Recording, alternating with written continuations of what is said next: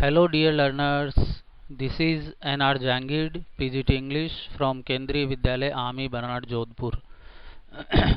I welcome you on my online learning platform on my YouTube channel Learn English with Jangid Sir. Dear children, today I have come before you with a very beautiful lesson in class 12th English core book Vistas, and the chapter is entitled The Enemy. So we will see it today. So I welcome you all learners, and I am sure it will be really beneficial. Dear children, before we start the story, first we would like to know our author. As you know, this lesson is written by Pearl S. Buck, and she was an American writer, and she was born on June 26, 1892 in Hillsborough, West Virginia. Her parents were Southern Presbyterian missionaries stationed in China, where she spent most of her first 40 years of life. Means up to the age of 40 she stayed in China with her parents. Later on she came to America. She had received many recognized awards in the field of literature. In 1932 she was awarded with the Pulitzer Prize, in 1935 Howell's Medal, and in 1938 the most renowned Nobel Prize in literature, and she was the first American woman to do so. And this great writer died in the year 1973. Pearl S. Buck, the author of The Good Earth, believed that all men are brothers. She strongly believed that all people were equal. Means she believed in equality and universal brotherhood. The Enemy is written by her and published in Harper's Magazine in 1942, and it confirms her belief in equality for all people. So now I will introduce you the chapter The Enemy.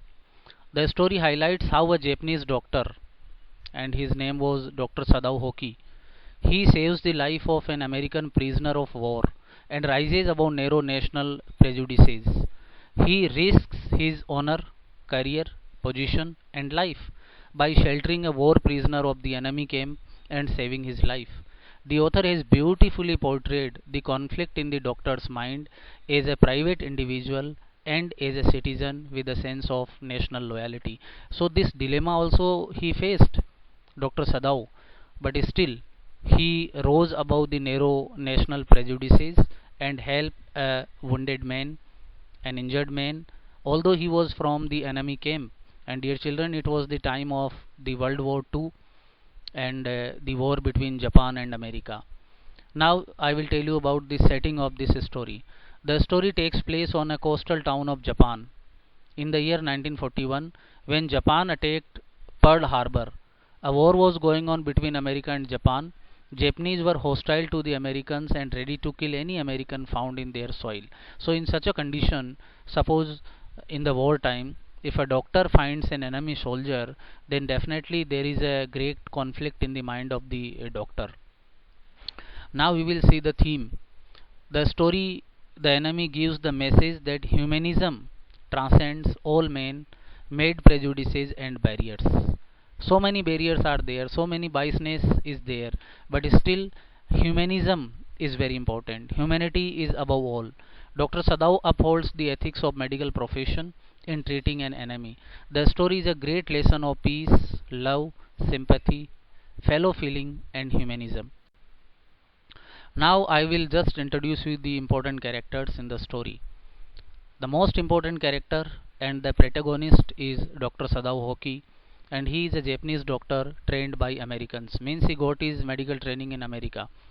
Sadao's father, much concerned about his son's education, a true patriot. Hana, wife of Dr. Sadao, they met in America, became friends and got married in Japan. Tom. Here Tom is the another important character, an American prisoner of war, a soldier of US Navy. He was a sailor. The old general, a sick Japanese army general, General Takima, needed an operation trusted only Dr. Sadao. An officer, a messenger of the general, one gardener who was employed in Dr. Sadao's house, an old gardener in the house of Dr. Sadao, Yumi, Hana's maid servant, the cook, an old cook in the house of Dr. Sadao. So these are the important characters in the story. Now the place of the story, as I told you, the place is house of Dr. Sadao, a house built on a narrow beach near the sea. Now we will see the detailed summary of this story. I will explain it, and definitely I am sure it will help you children. The scene of action is a spot on the Japanese coast. Dr. Sadao Hoki's house was a low square stone built house. It was set upon rocks well above a narrow beach, outlined with bent pines. Sadao's father had a deep concern for his son's education, as all fathers have. So Sadao had been sent to America at 22. At the age of 22, he was sent to America to learn all that could be learnt of surgery and medicine there. Means he went there to complete his MBBS and medical studies. He returned at 30 after studying there for 8 years. He came back at the age of 30. He became famous not only as a surgeon but as a scientist also in Japan. It was the time of the World War II. Japan was at war with America. Dr. Sadao had not been sent abroad with the troops. In smaller countries during the war, all people are sent with the troops, but he was not sent because the old general was under medical treatment and he might need an operation at any time. So Dr. Sadao was being kept in Japan. Sadao watched mist hide outline of a little island near the shore. Then it came creeping up the beach below his house. His wife Hana came out and put her hand on his arm. It gave him pleasure.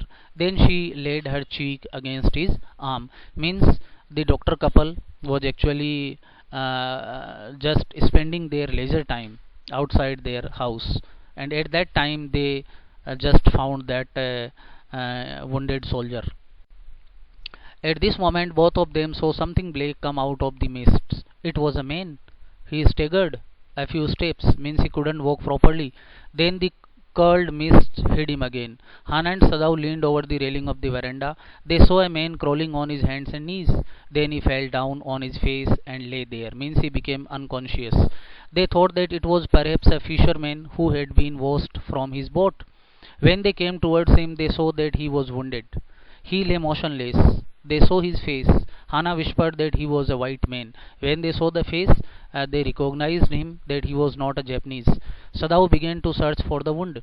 Blood flowed freshly at his touch. In order to staunch the fearful bleeding, he packed the wound with the sea moss. It was the first thing. The first aid was given by him. The man was unconscious. He moaned with pain in his stupor, but he did not awaken. Although he was unconscious, but he was moaning, he was crying in pain. Sadao muttered, "What shall we do with this man?" You see, dear children, this is the dilemma. This is the undecisiveness. He said that the best thing that they could do was to put him back in the sea. Hana agreed with it. Sadao explained that it was a difficult situation. If they sheltered a white man in their house, they would be arrested. If they turned him over as a prisoner, he would certainly die. They were staring upon the inert figure with a curious repulsion. Now they couldn't decide what to do, because on one side it was their loyalty, their national duty, and on the other side, as a doctor, it was the duty of a doctor to save a patient. Now there is a big question, what Dr. Sadao will do. Then they tried to find out what he was. He looked American. The battered cape had faint lettering, US Navy. On the cape they found these letters. They concluded that he was a sailor from an American warship. The man was a prisoner of war. He had escaped and was wounded in the back. Hana asked Sadao if they were able to put him back into the sea. Sadao hesitated. If the man had been whole, he could be turned over to the police without difficulty, as he was his enemy. All Americans were his enemy, but since he was wounded, they should not throw him back to the sea. Now this Dr. Sadao thought, if he was all right, then they could definitely hand him over to the police or the army. But since he was injured, so as a doctor, it was not suitable to give him to the army. Hana observed that there was only one thing left to do. They must carry him into their house. So finally they decided to take him into the house and give proper treatment. Sadao was not sure about the reaction of the servants. Hana suggested that they must tell the servants that they intended to give him to the police.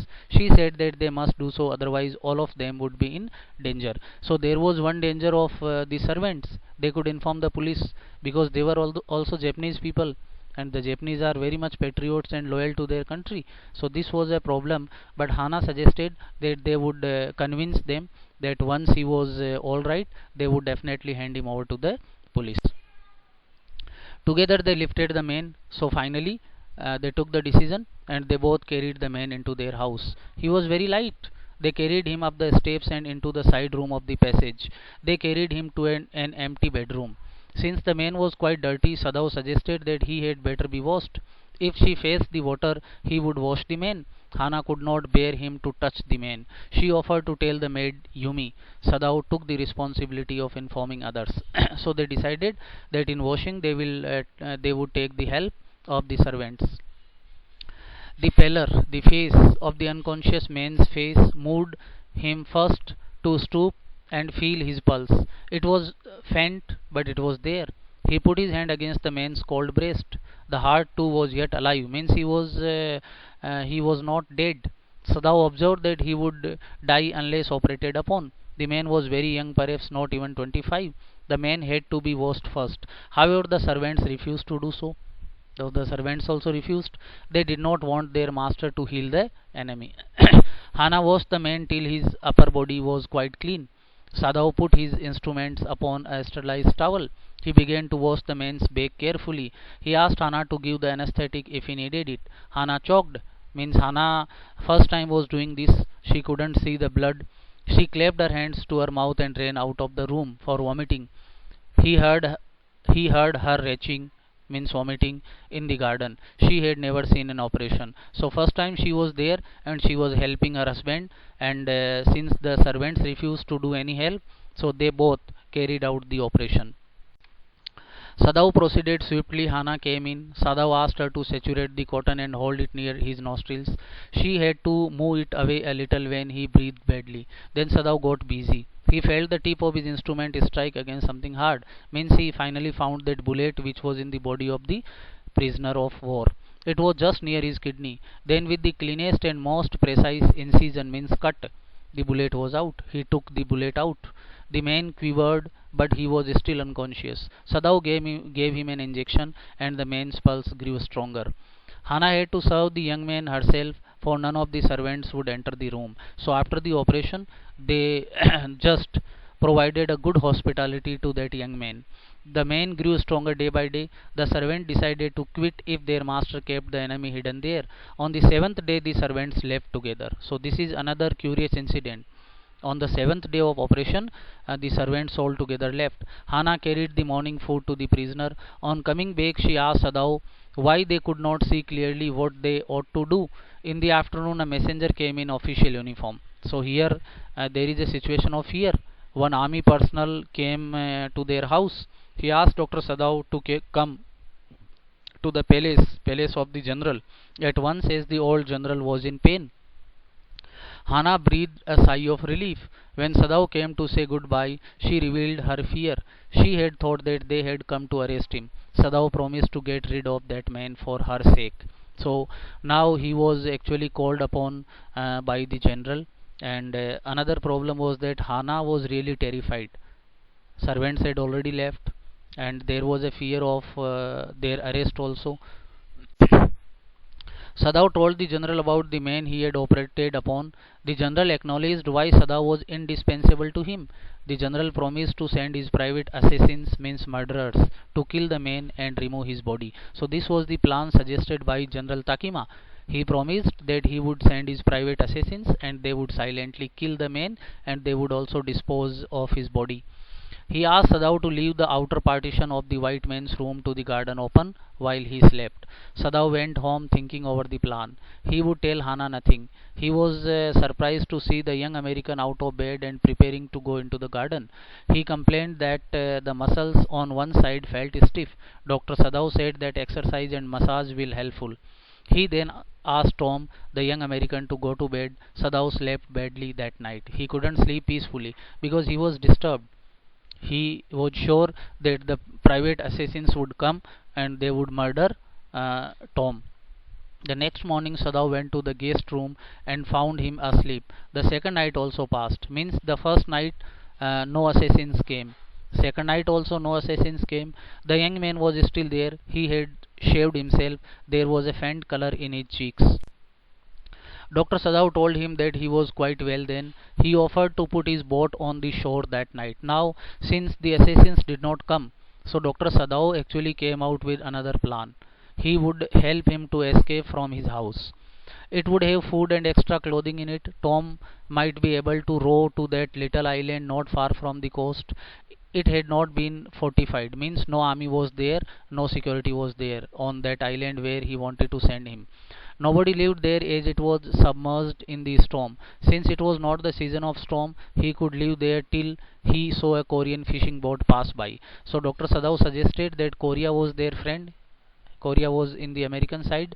So when some Korean boat passes there, he could just take a lift and go to their camp, go to his camp safely. As soon as it was dark, Sadao made preparations to help the young man escape. He gave him his flashlight. He asked him to give him two flashes as the sun set in case his food ran out. Means he gave instructions. If the food finished with him, then he could give him two flashlights. In case he was still there and all right, he was to signal only once. And before sunset, he could signal once. It means that he was there and he was safe. He was warned not to signal in darkness, for it would be seen. The prisoner was now dressed in Japanese clothes. A black cloth was wrapped round his blond head. He found the way to the boat. Sadao waited till he saw one flash from the shore. Means safely Tom reached to the island where Dr. Sadao asked him to go. Dr. Sadao had been called in the night to perform an emergency operation on the general. It involved his gallbladder. For 12 hours, Sadao had not been sure the general would live. Then he began to breathe deeply again and to demand for food. Sadao had not been able to ask about the assassins. So far as he knew, they had never come. The servants had returned. The room was cleaned. So now everything was okay, and the problem was also over, because the prisoner of war, Tom, he had been actually escaped from there. 1 week after the operation, Sadao felt that the general was well enough to be spoken to about the prisoner. Sadao informed him that the prisoner had escaped. Now he told him, the general. The general asked the doctor whether he had not promised to kill the man for the doctor. He then confessed the truth. He had been suffering a great deal. So General Takima said that he actually forgot to send the assassins.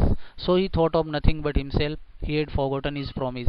That night Sadao waited at dusk for the light from the island. There was none. Now that night, when informed the general, he saw the light at the dusk time, evening time, but there was no light. It means the prisoner of war, Tom, he had actually got some Korean boat, and he had reached to his camp safely. His prisoner had gone away and was safe. Sadao wondered why he could not kill the young man, though white people were repulsive. White people he actually hated, but still he was thinking why he could not kill him. So this actually is out of humanity. This was the victory of humanity. This was the victory of brotherhood. And if everybody thinks like that, then I think there will be no war in the world. So I hope, dear children, it will greatly help you, and you would understand the lesson. I once again thank you very much, and I request you to please like, share, comment and subscribe my YouTube channel, Learn English with Jangid Sir. And in case of any problem, any query, you can contact me on my number on WhatsApp, 9024245156. This is all for today. Thank you and have a good day.